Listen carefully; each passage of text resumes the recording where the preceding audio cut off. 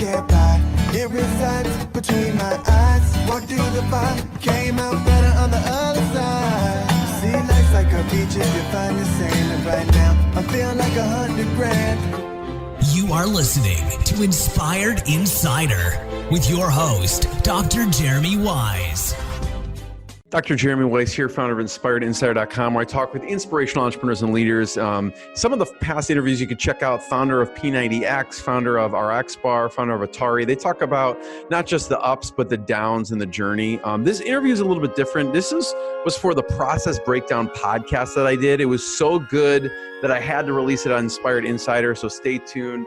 And before you get to it, this episode is brought to you by Rise 25, which I co-founded with my business partner, John Corcoran. What we do is at Rise 25, we help B2B businesses give to and connect to their Dream 100 partnerships and clients, and we help you run your podcast so it generates ROI. And the number one thing in my life is relationships. I'm always looking at a way to give to my best relationships. A podcast for me over the past 10 years has allowed me to profile others, thought leadership in companies, and give to them and have them on my podcast and platform. So if you have questions about podcasting, go to rise25.com. You can watch a video. My business partner and I banter like an old married couple. Check out rise25.com.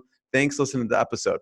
Dr. Jeremy Weiss here, host of the Process Breakdown podcast, where we talk about streamlining and scaling operations of your company, getting rid of bottlenecks, and giving your staff everything they need to be successful at their job. I'm really excited to introduce today's guest, Chip Hardt of dscout. And I'm going to introduce formally Chip in a second. Before I do, Chip, I always like to mention other episodes people should check out of the podcast. People can check out, we did one with David Allen of Getting Things Done, Michael Gerber of the E-Myth, the past COO of Charity Water, and many, many more. So check those out. And this episode is brought to you by Sweet Process. And if you've had team members ask you the same questions over and over again, and maybe the 10th time you spent explaining it, there is a better way. There is a solution. Sweet Process is actually software that makes it drop dead easy to train and onboard new staff and save time with existing staff. And I was talking with one of the owners, Owen.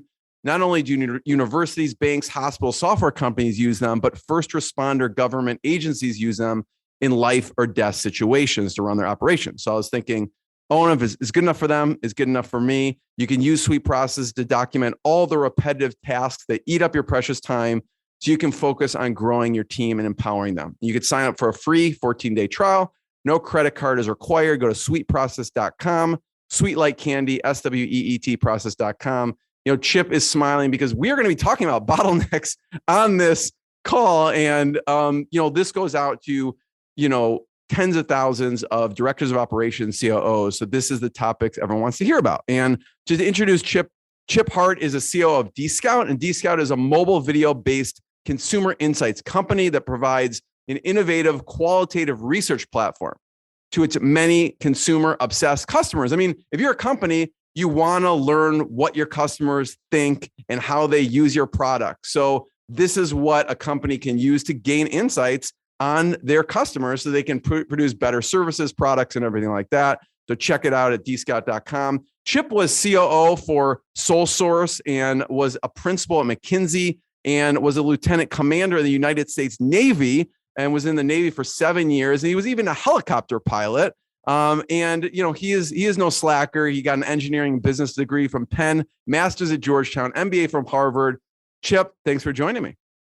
Well, thanks for having us. And I appreciate your description of dscout. Maybe I could hire you because we're hiring, and then we could use Sweet Process to onboard you, and I would have a much easier life. Boom. So thank you. There you go.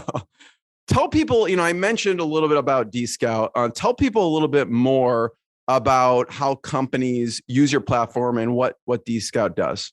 Sure. So dscout is a great platform to understand consumer insight. Our customers range from small agencies to some of the world's largest technology, consumer goods, financial services companies. And they're really interested in what is happening to their customers. How are they feeling? What are their needs? And they want to learn about it in the moment when that need is happening.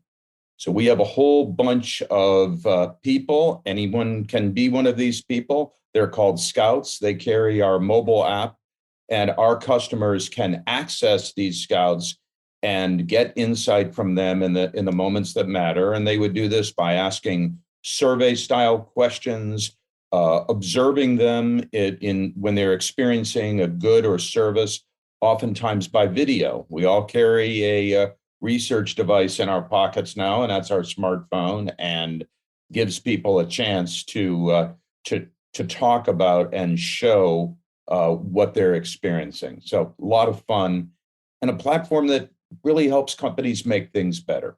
I want to talk about a few examples, and we will talk about how do you de-bottleneck your company in a sense, and we're going to get into that. But first, so people can kind of touch and feel what you do, I'm curious of an example. So there was a major electronics company.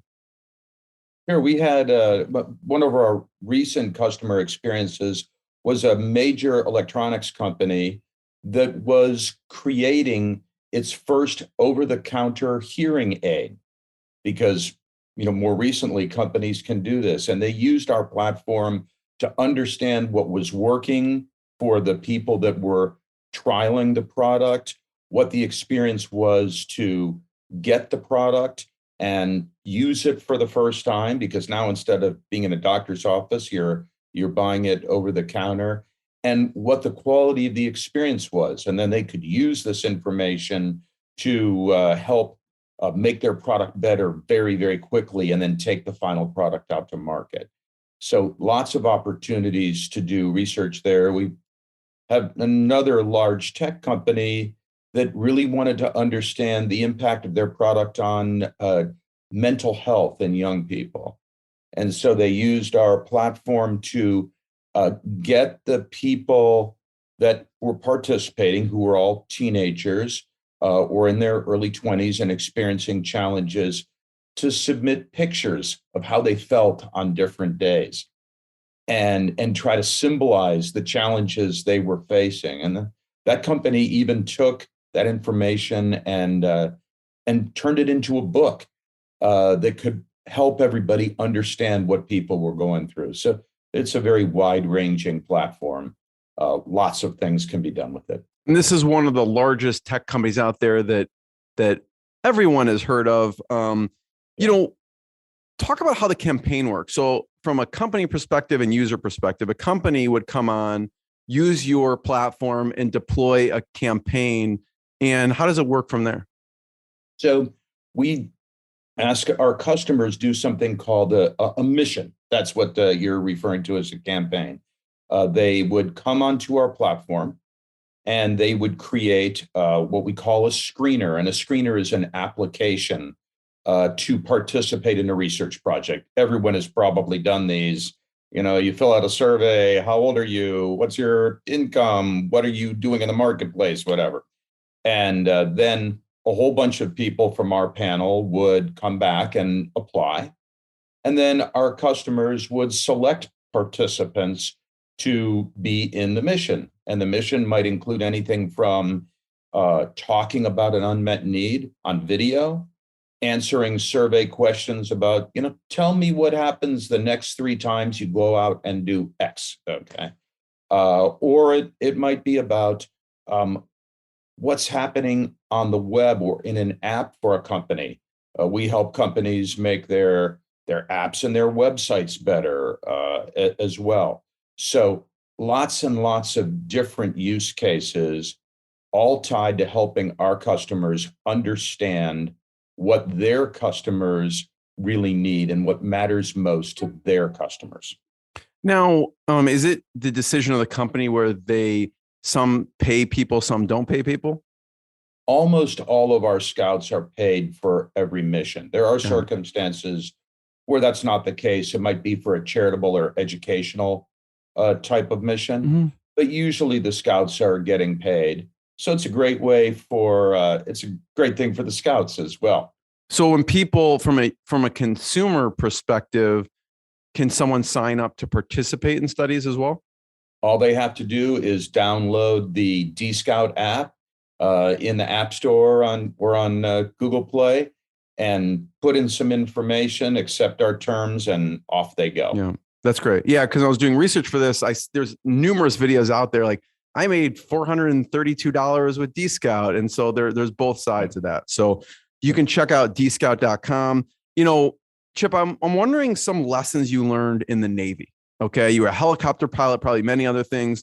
What are some things you learned about operations from being in the Navy?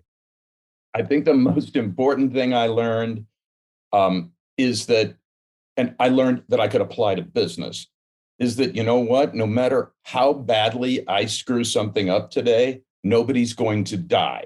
And in the Navy, if I screwed something up, somebody was going to die. And trying to keep that perspective can just help everybody to take a deep breath and just stay centered and move forward. Also in the Navy, we learned the importance of just trying to get started on time. And I'm not talking about like, do you show up late, for a meeting? I'm talking about getting, you have to get the mission done in the Navy and you got to take off on time because there's someone who's trying to take off behind you.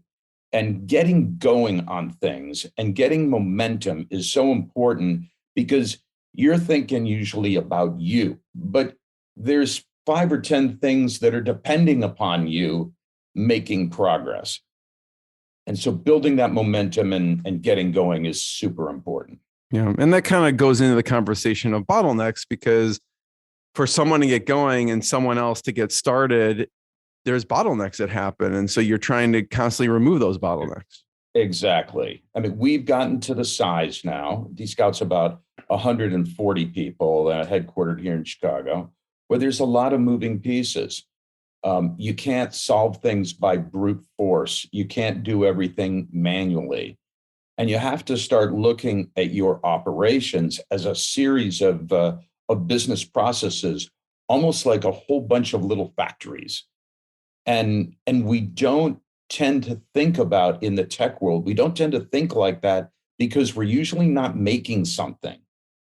And so you tend to think of inefficiencies and bottlenecks as something that happens in the manufacturing world. And it's really the same in tech. It's totally the same.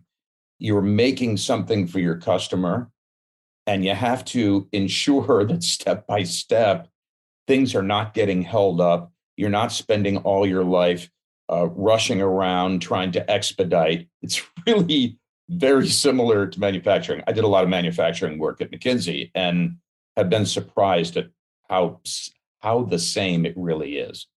I want to walk through the de-bottlenecking process that you take your team through. And, I know you do this for the staff, for the customers on many levels. But you started off with your team recommending some resources before you even got started. Talk about that.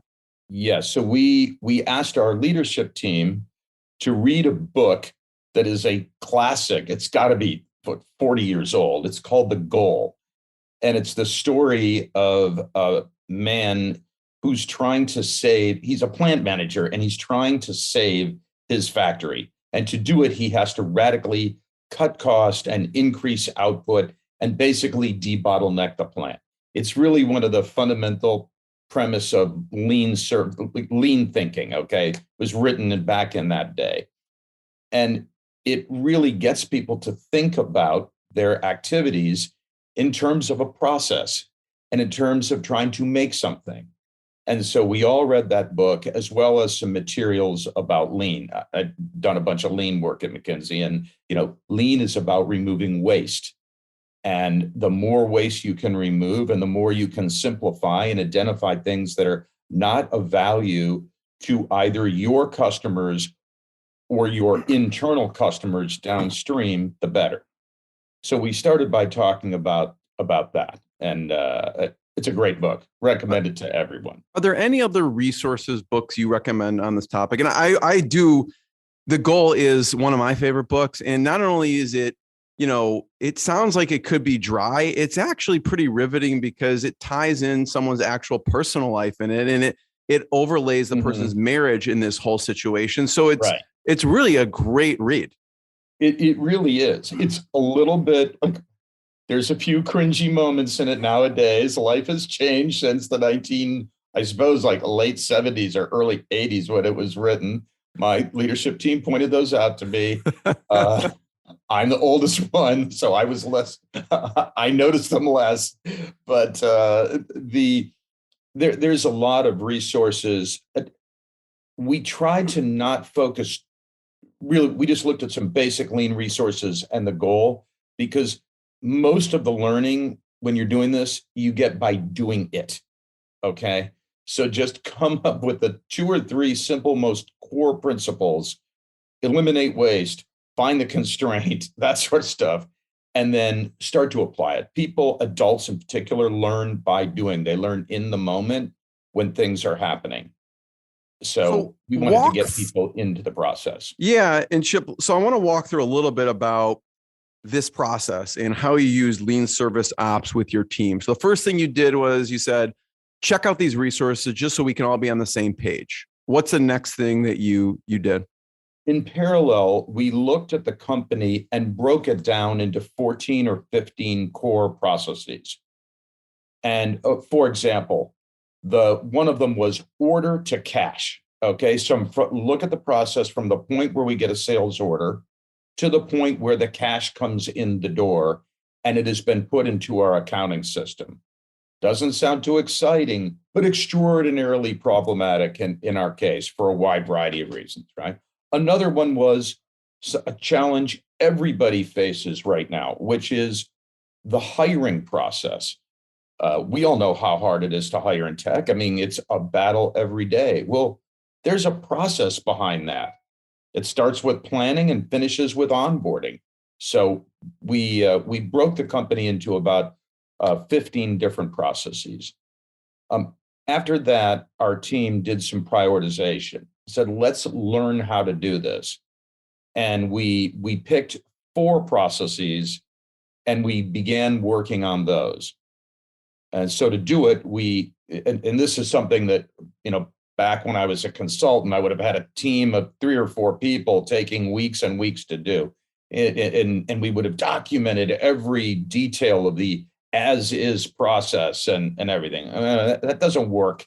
That does not work in a tech company, particularly a startup-y sort of company with a very fast-moving agile culture like dscout, right?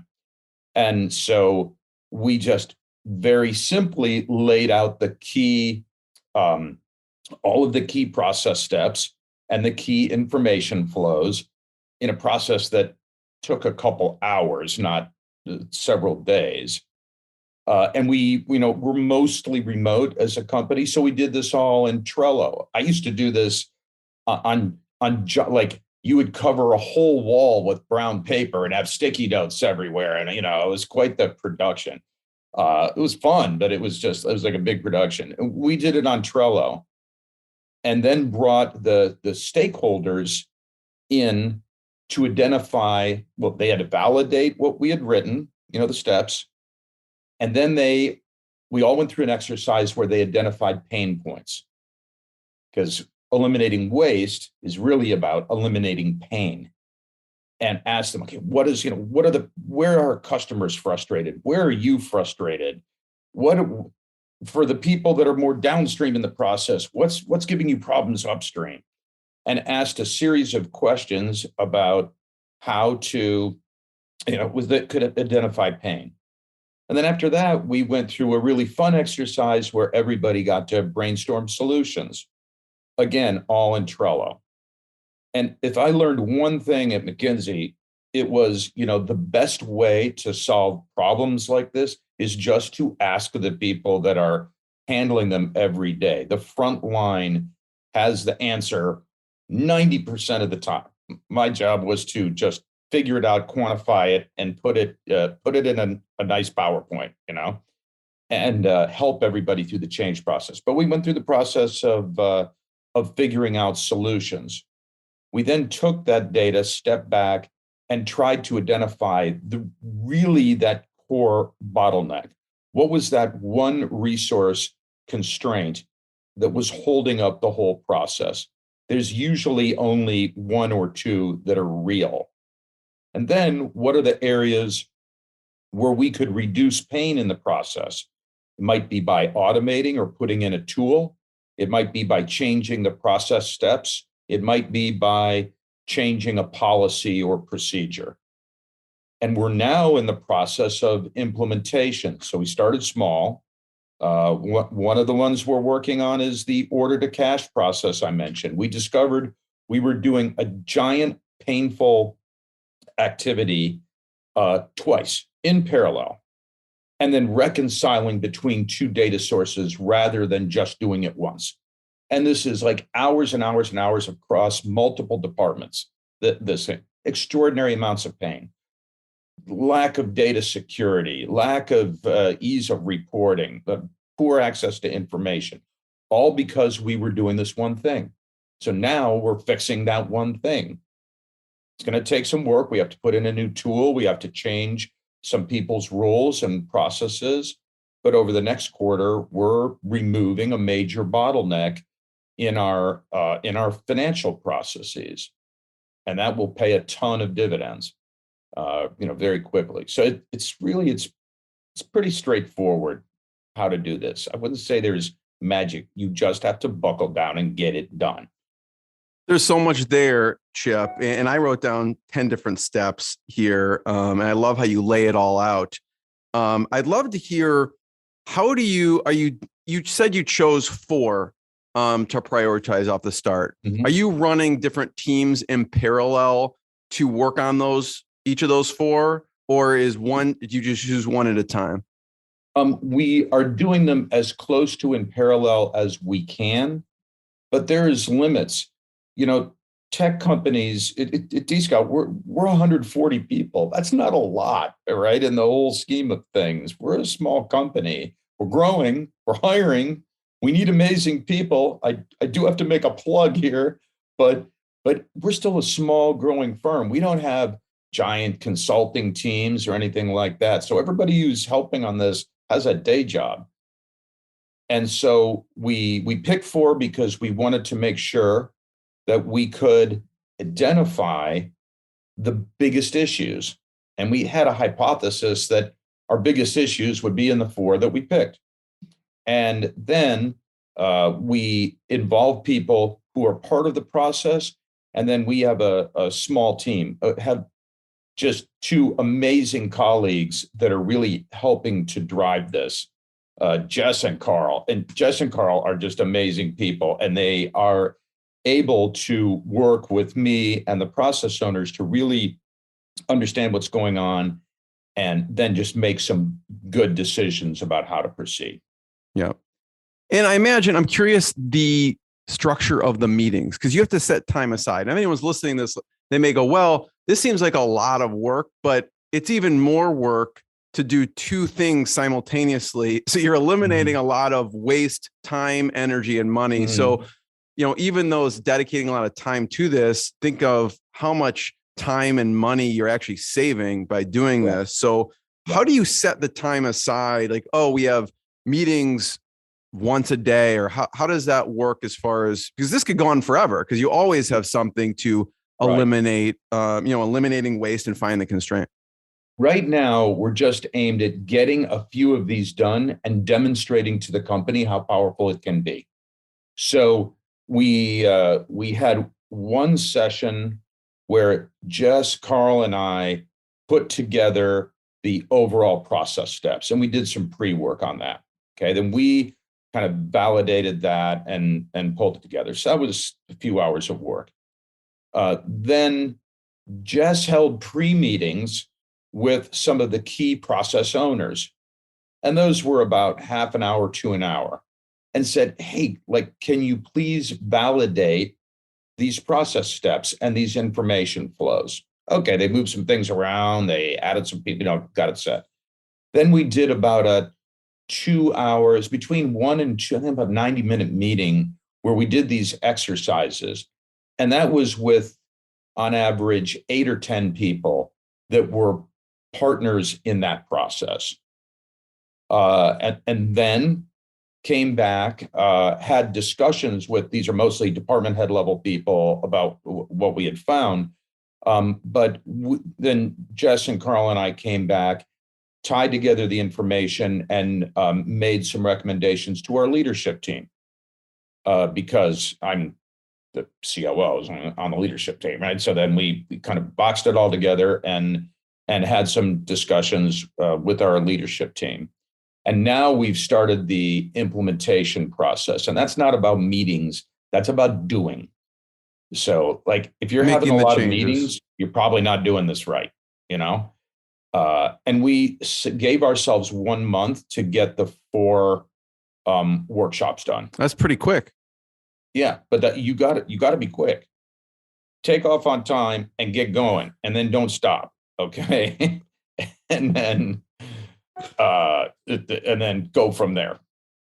So what I have just to summarize for everyone. So first, look at some of those resources that Chip mentioned. Then document the process. There were 15 that you documented out there.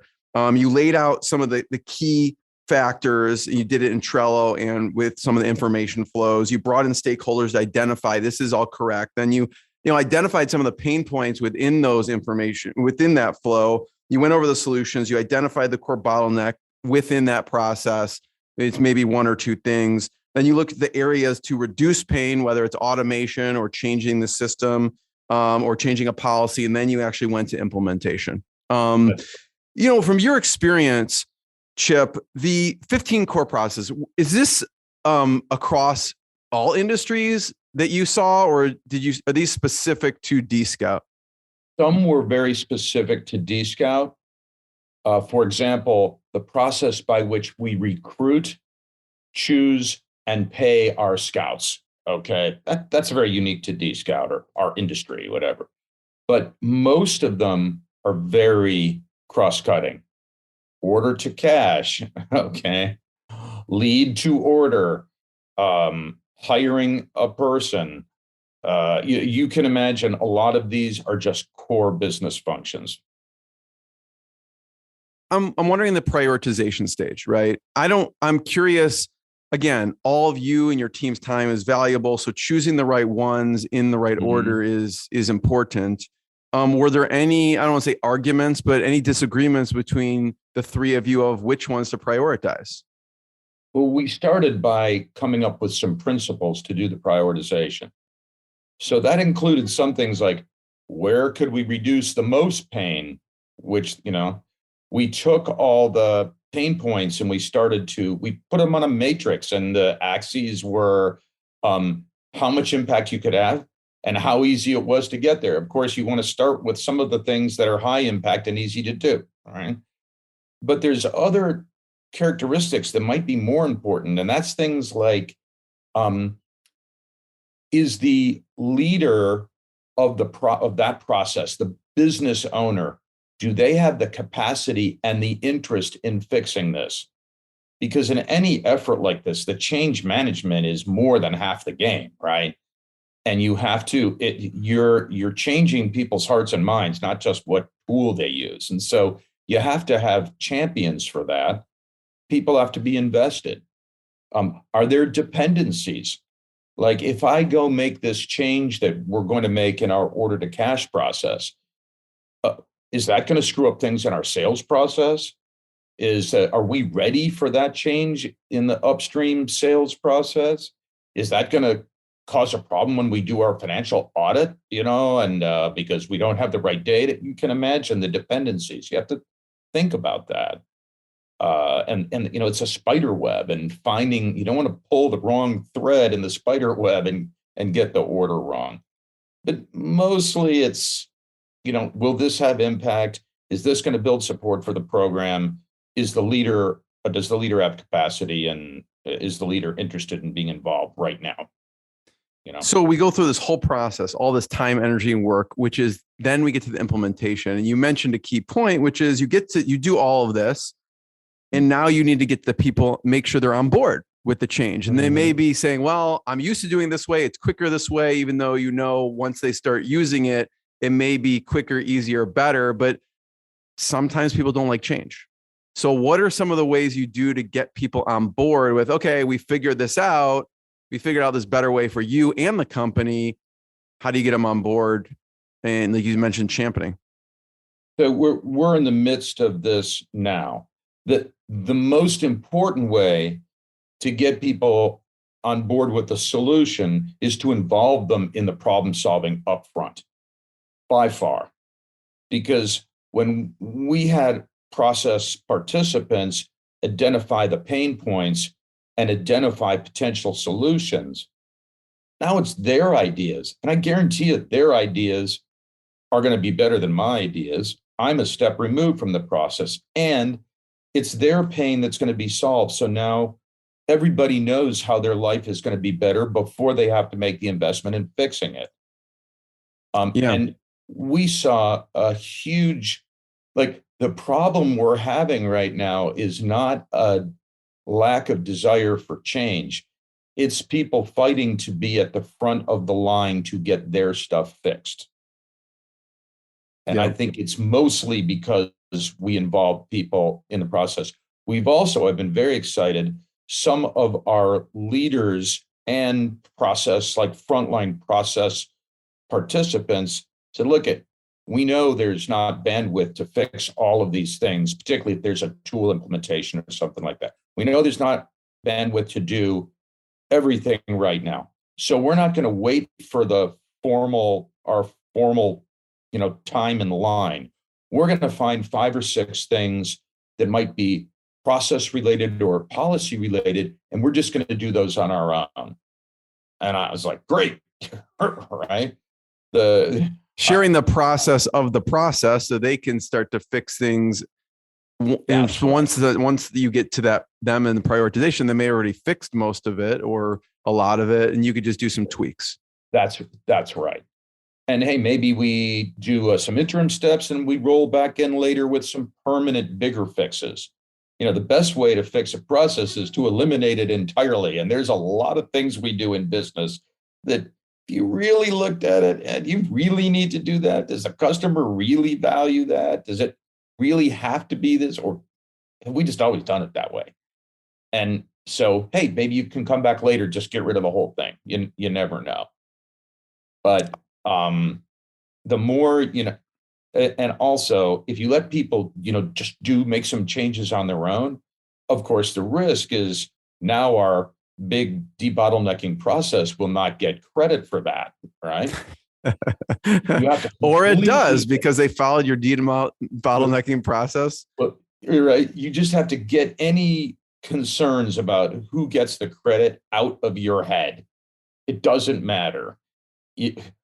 We're successful if the teams are successful and the company is more successful. And that's what's most important. Let's say, Chip, someone's listening to this, CEO's listening to this, like, this sounds, I actually want to, implement this, they're thinking. And like you said, you have to get everyone on board with the debottlenecking process, and you have to buy into it, and it's going to save time. What are some of the objections that people may get from the other leaders on the leadership team? And how would you recommend they overcome them to bring something like this to their company? It probably depends on individual companies, their state of maturity, their size, their complexity. But it's the usual. It usually comes down to resources and a battle over resources. And every company has these. The battles are usually not very big unless it's a really big company and people are fighting over lots of budgets and but people are, does this mean I can't hire someone because now someone's doing this? Does this mean I'm not going to have some money, or I'm not going to have, in tech, a lot of it is I'm going to lose access to engineering capacity, and whatever I'm interested in that's important for me on the roadmap is going to get pushed back. Okay. So it's things like that. Yeah. And I've found the best approach is just to let everybody talk about their concerns and then just have an open discussion about it, right? Because it's very rare in particularly a growing, smaller tech company that people aren't headed in generally the same direction. And the CEO is usually trying to pull everyone in the same direction. Our CEO, Michael Winnick, is fantastic at that. And, we're setting the stage. And so frame it around where we're trying to go and what things are going to be improved because of doing this, and then go at it and let everyone talk about it, Yeah. Yeah. I mean, to me, it seems obvious if you want to, remove bottlenecks, save time, energy, money with the staff so they can provide better services. But not everyone, I can see that push pull with this. Like, we only have so many resources. We're busy right now. Can we take on another project and all those things that go on internally? And I love what you said about meeting, all that stuff, right?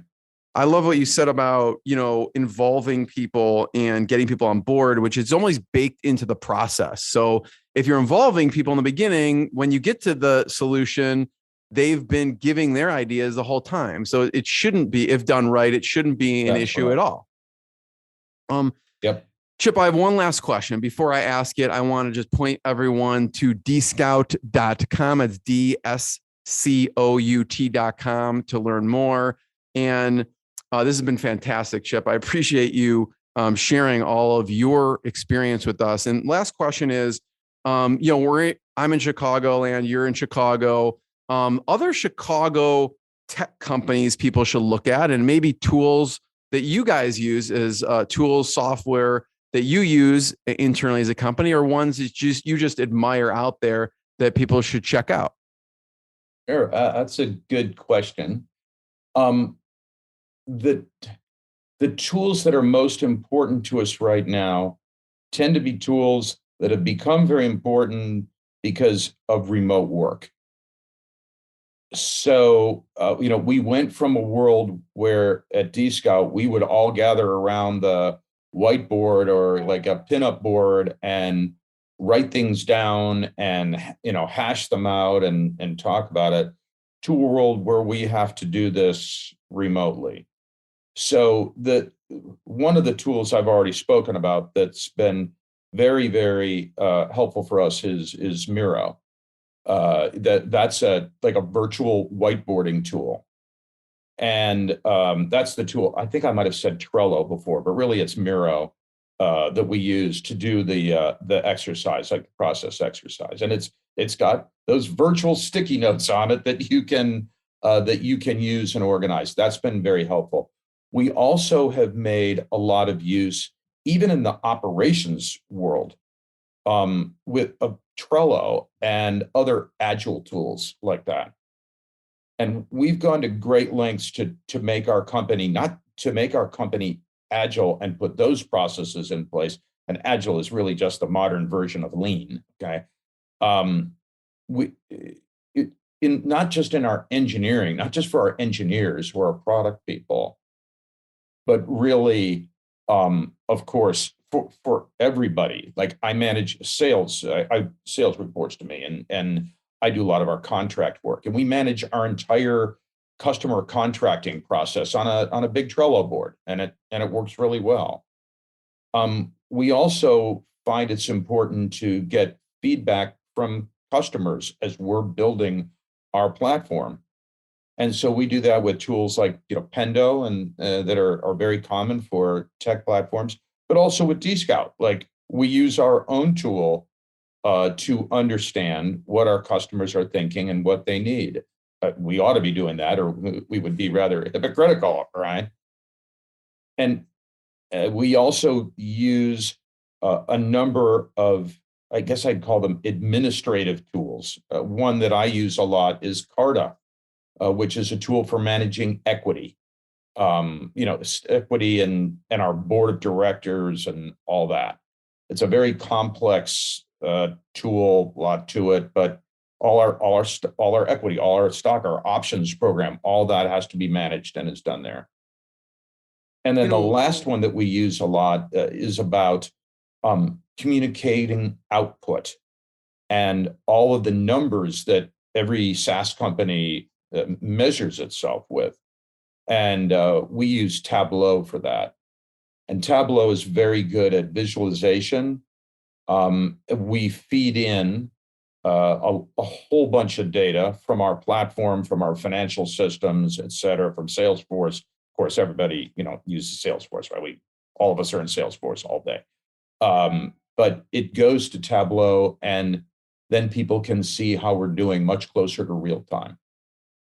It's not just the information. It's like, do you get the information when you need it, and is it accurate? So that's a lot of work. Besides all the rest of the stuff we all use, Zoom and Google Sheets and everything like that. Chip, it makes me think of one last question, which is, how did dscout attract you? Because when you look at your, amazing kind of career, you could have gone anywhere. You could have done anything. Why dscout? So it's an interesting story. When I left McKinsey, I was one of the co-founders of Chicago's Olympic bid. Okay. So I spent a bunch of time first with McKinsey, and then after I left McKinsey, working with our Olympic bid, which we unfortunately lost to Rio, as you may recall. And I really, after that, wanted to spend time in the entrepreneurial space. So I was doing that. And I was sitting on the board of directors of a tech company here in Chicago called Coupon Cabin, which is an amazing, amazing company in the coupon space. It's a coupon aggregator, like the coupon codes that you bring to and cashback company. Just an amazing company. And Coupon Cabin had used dscout before dscout was spun out of the firm that it was spun out of. So dscout was very small back then, to help it with some strategy and customer research. And I met the CEO because I was on the board. And he asked, his name's Michael Winnick, and he asked if I would help raise dscout's first round of outside funding. And so I did that, and I brought to the deal one of my mentors from McKinsey, a guy named Pete Georgiadis, Sinatra Group, great guy, had been one of my mentors, and he's invested in a number of early stage tech companies here in Chicago. They asked me to sit on the board at dscout. And so a couple of years later, an opening came up that their CEO, really it was their director of operations, left. And so they asked me if I would join, and that took a while, but I joined, and I've been there ever since. And now, and dscout is, when I got there, I think we had like 12 people, maybe. Now we're 140, and we were a really little company back then, like a great idea, doing good for the world, but we were a little company, and the chance to participate in that kind of growth with great people, with great investors in a company that's doing something good for the world, like we help make all sorts of things a lot better. Company, services, products, everything. That's really cool. So I keep sticking around, So now I've been there and having a lot of fun and building a career at dscout. I love it, Chip. And it's funny because the way you explain the process, the prioritization process, and at the end about championing and getting people on board is involving them in the process. And that's basically what the CEO did with you, is involved you in the process the whole way. And then it's like, we need you. And you're like, okay. So I love this story. I love all of your, sharing your journey and your expertise. Everyone check out dscout.com, more episodes of the podcast. And Chip, thank you so much. Hey, thanks for giving me the opportunity. This has been a lot of fun and really appreciate it. What I got, you can't buy. It resides between my eyes. Walked through the fire, came out better on the other side. See, life's like a beach if you find the sailing right now. I'm feeling like $100 grand.